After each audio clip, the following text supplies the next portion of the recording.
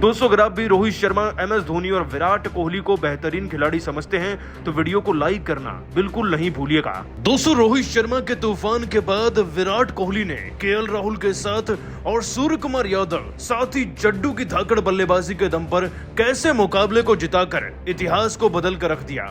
आपको भारत की तूफानी खिलाड़ियों की उतनी ही तूफानी बल्लेबाजी का पूरा वीडियो दिखाएंगे, लेकिन उससे पहले आप सभी को क्या लगता है रोहित, कोहली और बाबर आजम तीनों में सबसे बेहतर खिलाड़ी कौन है? नीचे कमेंट करके बताना बिल्कुल नहीं भूलिएगा। दोस्तों आज वो हो गया जिसका इंतजार हम बरसों से कर रहे थे। वर्ल्ड कप जैसे टूर्नामेंट में हमने दुनिया की हर एक टीम को हराया होगा, लेकिन पिछले एक दशक से न्यूजीलैंड को मात दे पाना हमारे लिए नामुमकिन सा हो गया था, लेकिन आज रोहित की कप्तानी में ये भी हो गया। दोस्तों धर्मशाला के छोटे मैदान में दोनों टीमें आमने सामने थी और अक्सर यहाँ पर मुकाबले हाई स्कोरिंग हुआ करते हैं, लेकिन रोहित शर्मा अच्छे से जानते हैं कि विरोधी को कैसे रोकना है। ऊपर से कोहली का साथ तो उनके साथ है ही। धर्मशाला का अनुभव दोनों का इतना ज्यादा कारगर साबित हुआ कि रोहित टॉस जीतकर गेंदबाजी चुनी और गेंदबाजी में ऐसा सिलेक्शन किया कि दोस्तों गेंदबाजों ने रगड़ कर रख दिया न्यूजीलैंड की टीम को। ऐसा हाल बना दिया कि शतक तो बन गए फिर भी स्कोर छोटा रह गया। डिवॉन कॉनवे 0 पर आउट हुए सिराज के हाथों। शमी ने दोस्तों विलियम को आउट कर दिया था और दोस्तों वो शमी थे जिन्होंने रचिन रविंद्र को 75 रन पर आउट किया और आगे चलकर इस जोड़ी को भी तोड़ा जो कि डेरिल मिशेल के साथ बन रही थी। बस फिर क्या होना था, कुलदीप यादव, बुमराह आए, मिडिल ऑर्डर को निपटा कर रख दिया और दोस्तों शमी ने आगे चलकर सेंटनर और मैट हेनरी को भी आउट किया और डेरिल मिशेल को भी 130 रन पर। कुल मिलाकर हमने 273 पर दोस्तों न्यूजीलैंड की टीम को रोक दिया था और हमारे सामने टारगेट था 274 रन का। जाहिर सी बात है टारगेट ज्यादा बड़ा था नहीं, लेकिन दोस्तों इस मैदान में वेट आउटफील्ड होती है और हेज भी शाम को बहुत ज्यादा होता है, जिसके चलते मैच को रोका भी गया, लेकिन जो कुछ नहीं रुक पाया वो था भारत का जीतने का जज्बा। दोस्तों रोहित शर्मा ही नहीं बल्कि भारत के हर एक खिलाड़ी, हर एक सपोर्टिंग स्टाफ के मेंबर की आंखों में जीतने का इस बार एक अलग ही जुनून सवार है। आपने वो सेलिब्रेशन तो देखे होंगे किस तरीके सब मेडल मांगते हैं परफॉर्म करने के बाद, और ऐसा ही कुछ बल्लेबाजी में होता नजर आया। आपको बता दें कि वनडे तो बाद में हमारे कप्तान ने आकर तो इसे T20 घोषित कर दिया था। चौके पर चौके, छक्के पर छक्के लग रहे थे। दोस्तों रोहित शर्मा कब में कब 40 रन पर पहुंच गए ना, किसी को भनक नहीं लगी। 4 चौके 4 छक्के जड़कर 115 के स्ट्राइक रेट से उनकी बल्लेबाजी भारत को ना मात्र 10 ओवर में 70 के पार ले गई थी। हालांकि फिर लॉकी फर्ग्यूसन की गेंद पर वो 46 पर क्लीन बोल्ड हो गए और शुभमन गिल भी 5 चौके जड़कर 26 रन पर आउट हो गए।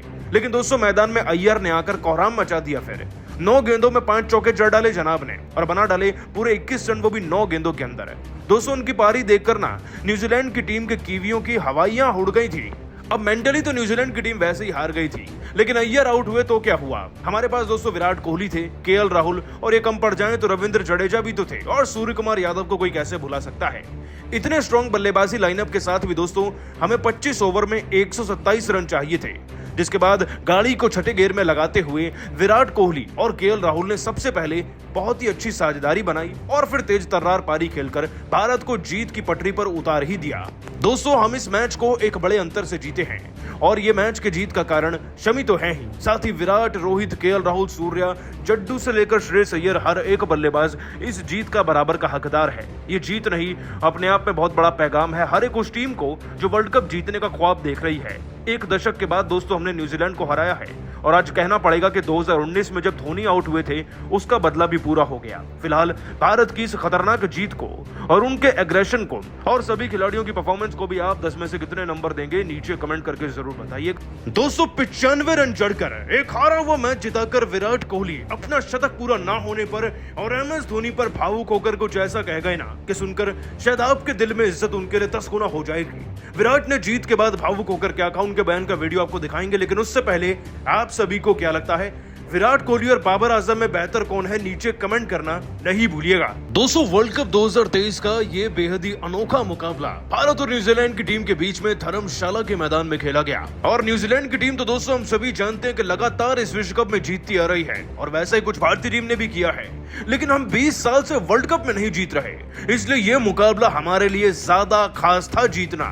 दोस्तों मैच शुरू ही रोहित शर्मा के टॉस जीतने के साथ हुआ। वो टॉस जीते, गेंदबाजी चुनी और गेंदबाजी में ऐसा पॉइंटेड सिलेक्शन किया ना कि न्यूजीलैंड की टीम हक्की बक्की रह गई। इतना छोटा मैदान जहां पर बड़ा स्कोर बनता है वहां पर केवल बड़े स्कोर का ख्वाब देखती रह गई आज कीवियों की सेना, क्योंकि दोस्तों सिराज ने आते ही कॉनवे को आउट किया, विलियम को 17 पे निपटाया शमी ने, और जब एक विनिंग पार्टनरशिप बनने लगी ना रचिन रविंद्र और डेरिल मिशेल के बीच में, तो उसे भी तोड़ने वाले शमी थे। सचिन को 75 रन पर आउट करने के बाद दोस्तों अगला शिकार शमी का और 3 बैट्समैन बन गए। जी हां दोस्तों, सेंटनर और मैट हेनरी को भी शमी ने निपटाया। बाकी मिडिल ऑर्डर को बुमराह और कुलदीप यादव ने देख लिया।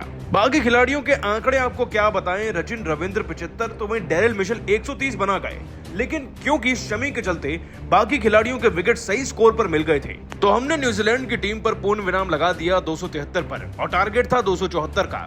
अब दोस्तों टारगेट छोटा था और हमारी जीत तो कंफर्म लग रही थी, लेकिन कहते हैं ना कि क्रिकेट के मैदान में अक्सर जो दिखता है वो होता नहीं है, और आज बिल्कुल वैसा ही हुआ। दोस्तों रोहित शर्मा ने ताबड़तोड़ शुरुआत दिला दी थी।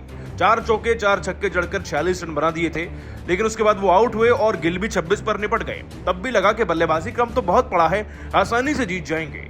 लेकिन जैसे ही श्रेयस अय्यर 33 पर आउट हुए, केएल राहुल 27 पर निपट गए और सूर्य कुमार यादव जब 2 रन पर रन आउट हुए ना, तब सबकी निगाहें एक खिलाड़ी पर टिकी थी। The king of cricket, the greatest of all time, हमारे पूर्व कप्तान विराट कोहली।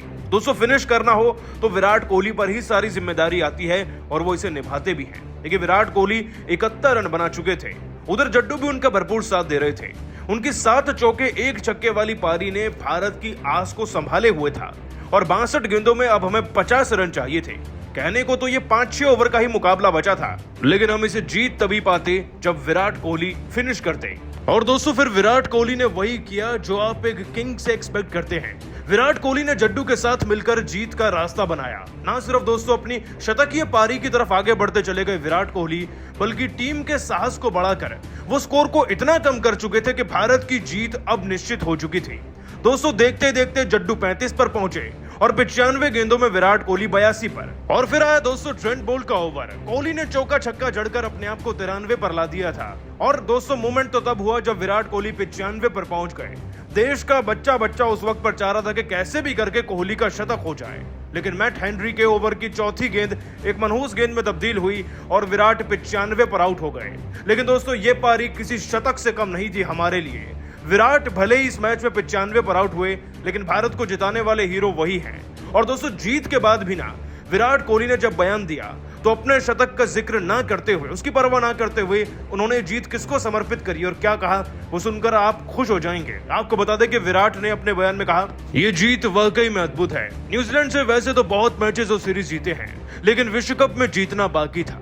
साल 2019 का ही नहीं बल्कि 20 साल पुराना एक ऐसा हिसाब था जो आज तक भारत पूरा नहीं कर पाया था। और मैं खुद को सौभाग्यशाली मानता हूं कि मैच फिनिश करने का मौका मिला और अपनी टीम को जिताने में सक्षम भी हो सका। लेकिन अगर जीत की बात हो रही है तो मैं आपको यह स्पष्ट कर दूं कि ये जीत केवल मेरी नहीं बल्कि हमारी टीम के सभी खिलाड़ियों की बराबर की मेहनत का नतीजा है। गेंदबाजी में शमी ने बहुत अच्छा प्रदर्शन किया और उसी के चलते एक छोटा स्कोर मिला, और भले ही हम आउट हो गए लेकिन सबने मिलकर जो स्कोर बनाया ना, उसी के दम पर हम जीत तक पहुंच पाए, वरना शायद मुकाबले में हार भी सकते थे। और आज मैं गर्व के साथ कह सकता हूं कि वाकई में 2019 में धोनी भाई का बदला हमने न्यूजीलैंड से तो पूरा कर लिया है। बस अब जीत कर जल्द से जल्द ट्रॉफी उठानी है।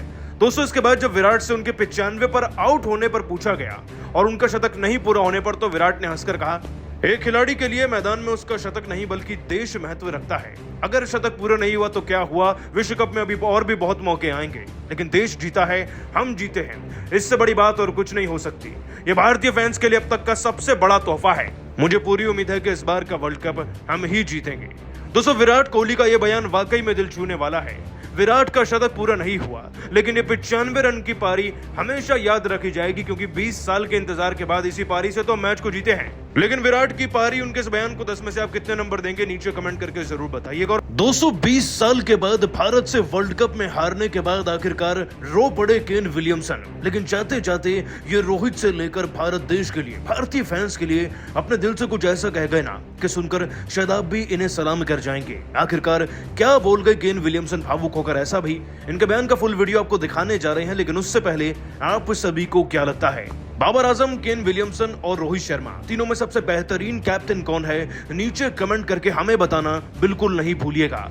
दोस्तों क्रिकेट के इतिहास में आज वो दिन भी आ गया जो पिछले 20 सालों से नहीं आया था। आपको बता दें 2003 का वनडे वर्ल्ड कप ये इकलौता ऐसा वर्ल्ड कप है पिछले 2 दशकों में जब हमने न्यूजीलैंड की टीम को हराया था। ये सेंचुरियन में हुआ था, लेकिन दोस्तों उसके बाद से हम ऐसा कर ही नहीं पाए। और 2019 के जख्म कौन भूल सकता है? धोनी का वो रन आउट न्यूजीलैंड की टीम के साथ ही तो तो हुआ था उसके जख्म आज भी हरे थे, लेकिन आज वो कुछ हद तक भर चुके हैं, क्योंकि आज हमने न्यूजीलैंड को हरा कर दोस्तों वर्ल्ड कप जीतने का एक और ऐलान कर दिया है। आपको बताएं दोस्तों के मुकाबला धर्मशाला के मैदान में था। मैदान छोटा है तो हाई स्कोरिंग मैच होना चाहिए था, लेकिन आपको बता दें कि हमारे कप्तान रोहित शर्मा बहुत शातिर हैं। टॉस जीतकर एक अलग ही चाणक्य नीति बताई।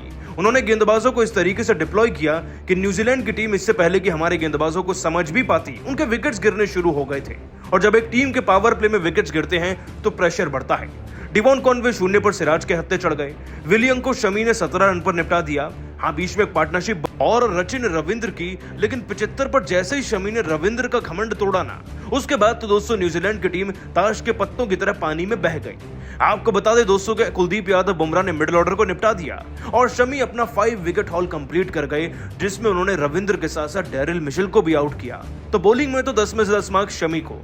273 पर हमने इन्हें आउट किया और 274 का हमें टारगेट मिल गया। 200 टारगेट बड़ा था नहीं, लेकिन रोहित शर्मा ने शुरुआत इतनी भयंकर करी कि हमारी जीत पर मोहर लग गई थी। दोस्तों रोहित शर्मा ने आते ही मैदान में 40 रन कब बना दिए किसे कोई पता ही नहीं चला।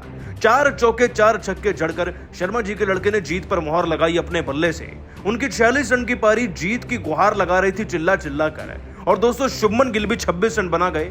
और अय्यर साहब का क्या कहना, 9 गेंदों में 4 चौके जड़कर 21 रन बनाए, वो भी 33 रन जीत में कंट्रीब्यूट करके गए। और दोस्तों जब टीम को जिताने की बात आती है तो किंग विराट कोहली और केएल राहुल से बेहतर पार्टनरशिप और क्या ही हो सकती है। इन्होंने भी 3577 रन बना दिए थे, जब हमें लगभग 20 ओवर में अब 100 रन ही चाहिए थे, मतलब कि 120 गेंदों में 100 रन। जिसके बाद दोस्तों विराट कोहली, केएल राहुल, रविंद्र जडेजा और सूर्य कुमार यादव के एकजुट प्रदर्शन के चलते हमने इस मैच को एक बड़े अंतर से जीतकर एक और जीत दर्ज करी है। नंबर 1 का दर्जा हासिल कर लिया और न्यूजीलैंड को हराकर इतिहास पलट कर रख दिया है। हालांकि दोस्तों ऐतिहासिक हार के बाद विलियमसन ने क्या कहा, चलिए आपको बताते हैं। दोस्तों केन विलियमसन ने भावुक होकर अपने बयान में कहा, आखिरकार ये दिन भी आ ही गया। देखिए हार और जीत तो खेल का हिस्सा है और हमें जीत भी स्वीकार है और हार भी दोनों हाथों से। हम जानते हैं कि भारत के स्टेडियम्स में, भारत की पिचेस में भारत को हराना बहुत मुश्किल होता है और आज ये हमने देख भी लिया। देखिए भले ही हम इस बार के वर्ल्ड कप में सारे मैचेस जीते, लेकिन फिर भी हम इस बात से वाकिफ थे कि भारत के सामने जब मुलाकात होगी ना, तो हर एक पैंतरा, हर एक रणनीति छोटी पड़ने लगेगी। बशर्ते इस बात की कि हमारी अच्छी शुरुआत नहीं थी। हमारे खिलाड़ियों ने अच्छी खासी बल्लेबाजी में पकड़ बना ली थी, लेकिन ये रोहित और विराट कोहली की उम्दा कप्तानी है। एकजुट होकर उन्होंने हमारे बल्लेबाजों को तोड़ा और वो पार्टनरशिप टूटते ही हमारी टीम अच्छी बल्लेबाजी का मोमेंटम लूज कर चुकी थी, जिसके चलते एक बड़ा स्कोर बना नहीं और हमारे गेंदबाज भारतीय शेरों को रोक पाए नहीं। देखिए हमें हार दोनों हाथ से स्वीकार है, लेकिन आज हम बहुत कुछ सीखे हैं और पूरी उम्मीद है कि अगली बार जब मुलाकात होगी तो जरूर से फिर से भारत से जीतेंगे। हम भले ही 20 साल से जीत रहे हैं, लेकिन आज भारत का दिन था। ये उनकी मेहनत थी जो उनको ये नतीजा देकर गई है। और ऐसी टीम जो हार हो या जीत दूसरों का आदर करती है, हमें भी वही करना चाहिए। साथ ही भारतीय फैंस तो हमारे लिए भी चीयर कर रहे थे। एक विरोधी टीम के लिए इससे बेहतर किसी और के देश में खेलना, इससे बढ़कर और क्या बात हो सकती है। ये केवल भारत में हो सकता है। मैं बेहद ही खुश हूँ कि भारतीय फैंस इस तरीके की मानसिकता रखते हैं और मुझे पूरी उम्मीद है कि हम आगे चलकर और अच्छा करेंगे ही। दोस्तों विलियमसन जब भी जीतते हैं तो भी चेहरे पर स्माइल रहती है और हारते हैं तो और ज्यादा बड़ी हो जाती है। यही है इनका स्वभाव और इनके शब्द दिल जीतने वाले थे। फिर भी आप सभी को क्या लगता है, अगर भारत और न्यूजीलैंड की टीम के बीच में फाइनल हुआ तो कौन जीतेगा, भारत या न्यूजीलैंड? और विलियमसन, बाबर आजम, रोहित में बेहतर कौन है, नीचे बताइएगा कमेंट में। ऐसी ताजा खबरों के लिए सब्सक्राइब कीजिए हमारे चैनल को। धन्यवाद।